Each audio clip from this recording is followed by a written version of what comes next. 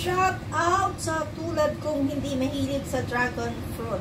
Pero, kakain na lang kasi meron eh.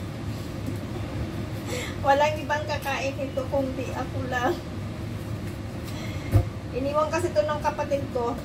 Binili niya, dinala niya sa akin sa ospital. So, ito yung natira.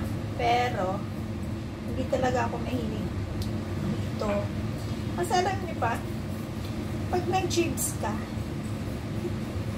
lalabas pa rin. Lalabas yung mga yan. Maliban sa hindi ko ganun ka-type yung lasa niya. Pag nag-chips ka, yun talaga yung lalabas.